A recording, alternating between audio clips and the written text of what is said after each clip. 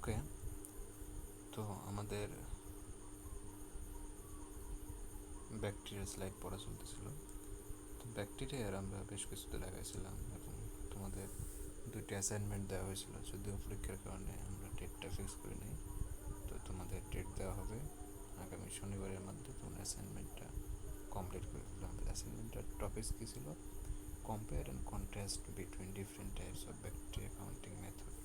অর্থাৎ আমরা ব্যাকটেরিয়া কাউন্টিংয়ের যে ডিফারেন্ট মেথডগুলো দেখলাম লাস্ট ক্লাসে, তো সেইগুলোই আমরা একটু সামারাইজ করব। ঠিক আছে, সামারাইজ করবো বলতে তোমরা নিজেরা করবা, যাতে পরীক্ষার সময় সমস্যা না হয়।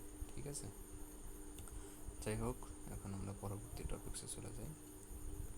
দেখো, পরের টপিক্স হচ্ছে 69 নম্বর slide, maintenance and growth of bacterial pure culture.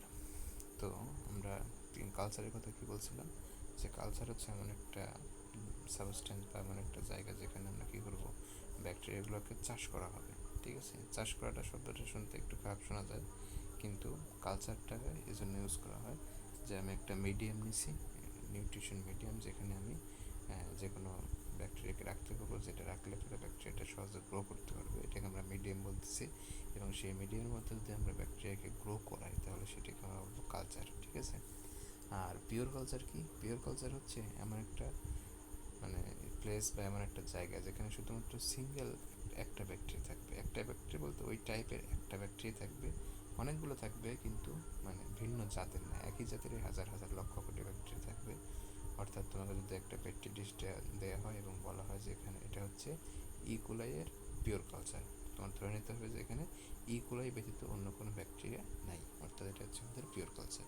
তো আমরা সেই পিওর কালচারটাকে কীভাবে ধরে রাখতে পারবো এবং কীভাবে সেটাকে গ্রো করাবো, সেটি আমাদের আজকের পড়ার টপিক্স।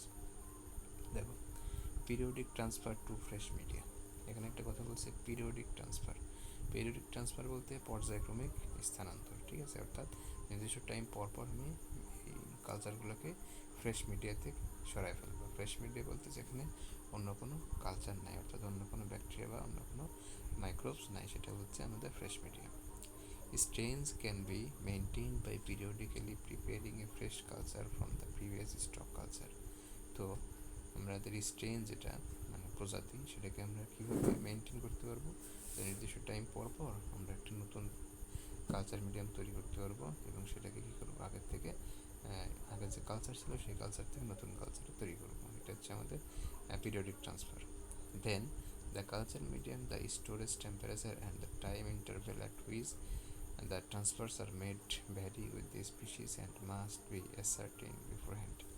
এখানে বলতেছে কি, যে কালচার মিডিয়ামটা কী হবে সেটা একটা কথা। দ্বিতীয় হচ্ছে স্টোরেজ টেম্পারেচার, অর্থাৎ আমরা কত টেম্পারেচারে সেটাকে স্টোর করতেছি, and the interval at which the transfers are made, এবং ঠিক কত টাইম পর পর ট্রান্সফারগুলো করা হচ্ছে সেগুলো ডিপেন্ড করবে কার উপরে, আমরা কোন ধরনের স্পিসিস নিয়ে কাজ করতেছি তার উপরে। এবং এই জিনিসগুলো আগের থেকে শিওর হতে হবে যে এই স্পিসিসের জন্য এই জিনিসগুলো ফিক্সড। ঠিক আছে, the temperature and the type of medium chosen should be support a slow rather than a rapid rate of growth, so that the time interval between transfers can be as long as possible. অর্থাৎ আমাদের বলতেছি কি যে আমাদের temperature এবং আমাদের মিডিয়ামটা এমনভাবে select করতে হবে যেন যেটা মানে একটু স্লো গ্রোটাকে সেই করে আর কি প্রেফার করে, যেন খুব দ্রুত গ্রো না করতে পারে। খুব দ্রুত গ্রো করলে সব অসুবিধাটা হবে কি, যে আমাদের ট্রান্সফার করার টাইমে যে আমরা ট্রান্সফার করতে করতে দেখলাম যে অনেকগুলো গ্রোথ হয়ে গেছে, এই জন্য এটাকে আমরা স্লো রেটে যেন গ্রো করতে পারি সেরকম আমরা ইনশিওর করবো। The transfer method has the disadvantage of failing to prevent changes in the characteristics of a strain due to the development of variants and mutants. অর্থাৎ এখানে বলতেছে কি, ট্রান্সফার মেথডের একটা বড় সমস্যা হচ্ছে যে যদি আমরা এক জায়গা থেকে জায়গায় মানে স্ট্রেনটাকে সরায় ফেলি এক মিডিয়াম থেকে আরেক মিডিয়ামে, সেক্ষেত্রে কী করতে পারে, নিজেদের মধ্যে এরা মিউটেশন ঘটাইতে পারে, অর্থাৎ মিউট্যান্ট তৈরি করতে পারে, এবং সেটা আমাদের এখানে প্রিভেন্ট করার কোনো উপায় নেই। ঠিক আছে, দ্বিতীয় পদ্ধতি দেখো, preservation by overlaying cultures with mineral oil. অর্থাৎ আমাদের এমন একটা কালচার তৈরি করবো যেটা কীতে থাকবে, আমাদের কিসের উপর থাকবে, মিনারেল অয়েলের উপর। মিনারেল অয়েলটা কি, যে খনিজ তেলটা কোনগুলো বলতে পারবা, যে তেলগুলো আমরা ভূগর্ভ থেকে পাই। ঠিক আছে। পেট্রোলিয়াম তেলগুলো আছে না, যেগুলো আমরা সাধারণত মানে কোনো উদ্ভিদ থেকে পাই না। সাধারণত তেল কয় রকম হতে পারে, একটা হচ্ছে খনিজ সোর্স অর্থাৎ মিনারেল, আর একটা হচ্ছে আমাদের প্ল্যান্ট সোর্স। ঠিক আছে, আমাদের মিনারেল সোর্সের কথা এখানে বলা হচ্ছে। কেরোসিন হতে পারে, ঠিক আছে, পেট্রোল হতে পারে, এগুলো হচ্ছে আমাদের oil. This is a simple and most economical method of maintaining pure cultures of bacteria and fungi. এখন বলতেছি কি এটা খুবই সহজ এবং অনেকটা ইকোনমিক্যাল, অর্থাৎ আমাদের ব্যয়সাধ্য একটা, মানে খুব কম খরচে করা যেতে পারে।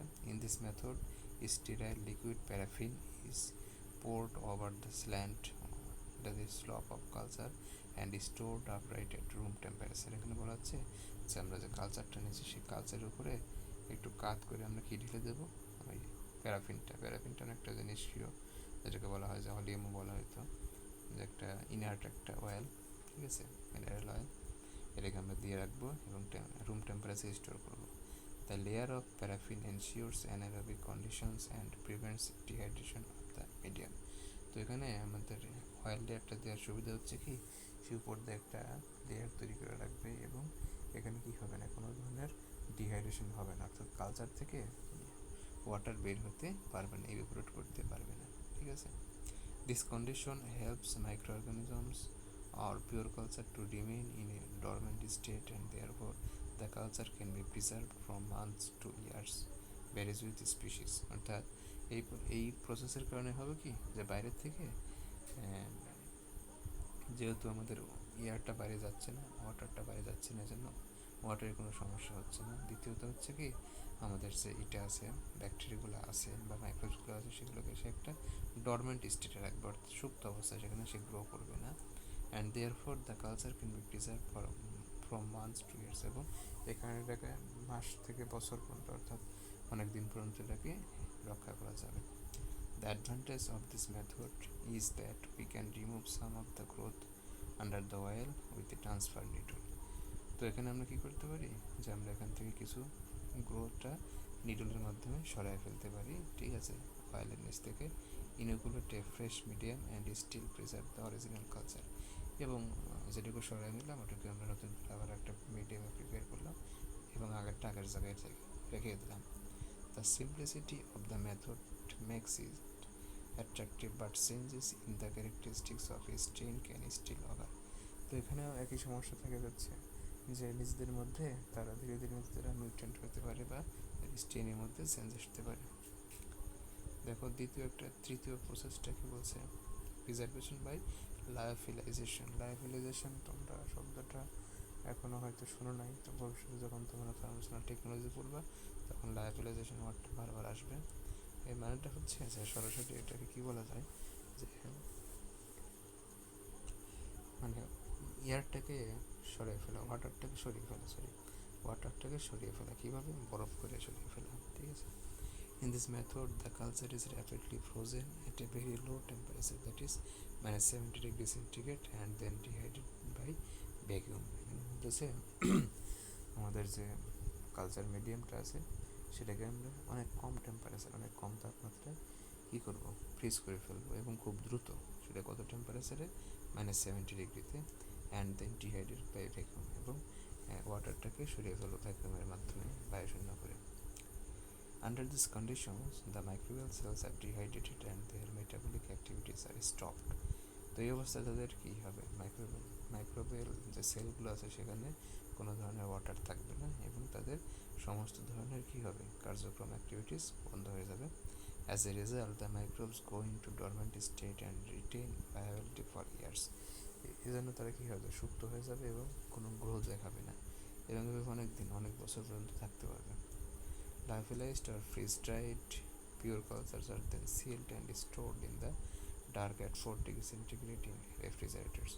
তো এরকম যে লায়োফিলাইজড যে ইগুলো আমরা কালচারগুলো পাবো সেগুলোকে আমরা একটা বোতলের মধ্যে নিয়ে বোতলটাকে সিল করে ফেলবো এবং সেগুলোকে 4 ডিগ্রি সেন্টিগ্রেড তাপমাত্রায় ফ্রিজে আমরা স্টোর করতে পারবো। Freeze drying method is the most frequently use technique by culture collection centres. এবং ফ্রিজ ড্রাইং পদ্ধতি বা লায়োফিলাইজেশন যে টেকনিকটা, এটা খুবই কমন একটা পদ্ধতি সবার জন্য ইউজ করার জন্য। Many species of bacteria preserved by this method have remained viable and unchanged in their characteristics for more than 30 years. তো এখানে দেখা যাচ্ছে যে প্রায় 30 বছরের মতো মানে এগুলোকে প্রিজার্ভ করে রাখা হয়েছে, কিন্তু তারপরেও এদের কালচারের মধ্যে কোনো পরিবর্তন দেখা যায়নি। অর্থাৎ আগের দুটি মেথডের চেয়ে এই মেথডটা অনেক বেশি উপকারী এবং অনেক বেশি অ্যাডভান্টেজিয়াস। এরপর দেখো অ্যাডভান্টেজগুলো কী কী আছে। Advantage of lyophilization: only minimal storage space is required, hundreds of lyophilized culture can be stored in a small area। তো এখানে অনেক খুব কম জায়গা লাগতেছে, যেহেতু আমাদের ওয়াটারটা রিমুভ করে ফেলতেছি, এই জন্য অনলি কালচারটা থাকলেই হচ্ছে।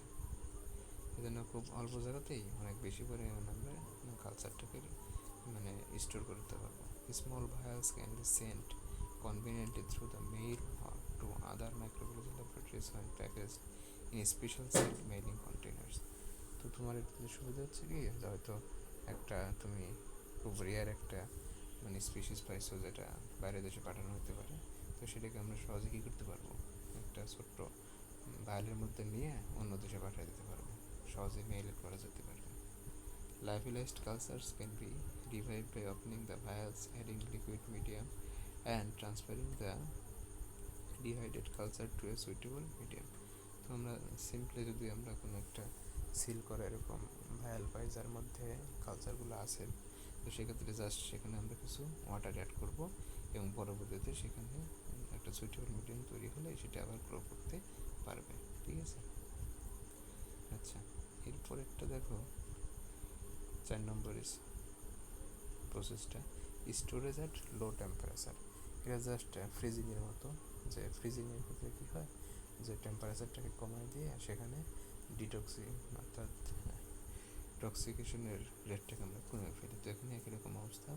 In this method the মাইক্রোঅর্গানিজমস of cultures are rapidly frozen in liquid nitrogen at -196 degrees centigrade in the presence of stabilizing agents such as glycerol or dimethyl sulfoxide, that is DMSO।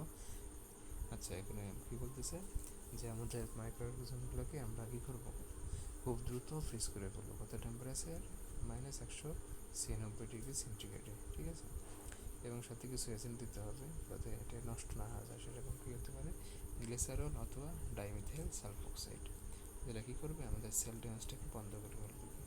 কিসের থেকে, ice crystal, অর্থাৎ যাতে আইস ক্রিস্টালটা নষ্ট হতে না পারে, এবং promote sell survival, এবং এইগুলোর কারণে সেল সার্ভাইভালটা বেড়ে যাবে ডিএমএসও অর্থাৎ ডাইমিথাইল সালফোক্সাইড দেওয়ার কারণে। This liquid nitrogen method has been successful with many species that cannot be preserved by lyophilization, and most species can remain viable under this condition for 10 to 30 years without undergoing change in their characteristics. However, this method is expensive। আচ্ছা, তো এখানে কী বলতেছে, যে লায়োফিলাইজেশনের চেয়েও অনেক সময় এটা অনেক সময় কাজে লাগে, কারণ লায়োফিলাইজেশনের তো টেম্পারেচার কত ছিল, -70 ডিগ্রি সেন্টিগ্রেড, কিন্তু আমাদের এখানে টেম্পারেচার হচ্ছে -196 ডিগ্রি সেন্টিগ্রেড। তো সেক্ষেত্রে অনেক বেশি পরিমাণে এখানে ইফেক্টিভ রেজাল্ট পাওয়া গেছে, এবং টাইমও প্রায় সেম 10 to 30 ইয়ার্স পাওয়া গেছে। বুঝছো, কিন্তু এখানে সমস্যা হচ্ছে কি, লিকুইড নাইট্রোজেনটা অনেক বেশি এক্সপেন্সিভ, কারণ এত কম টেম্পারেচার তৈরি করা সবার জন্য পসিবল হয় না। ঠিক আছে, তো এটাই ছিল আমাদের মোটামুটি ব্যাকটেরিয়া সম্পর্কে পড়া, আর কোনো কিছু নেই আপাতত। তো লাইভ ক্লাসে যখন আবার ডিসকাস করা হবে তখন কোনো সমস্যা থাকলে জিজ্ঞেস করো। আপাতত এটা আমাদের ব্যাকটেরিয়ার শেষ স্লাইড, তো এরপর থেকে আমরা নতুন স্লাইড শুরু করবো। ধন্যবাদ সবাইকে।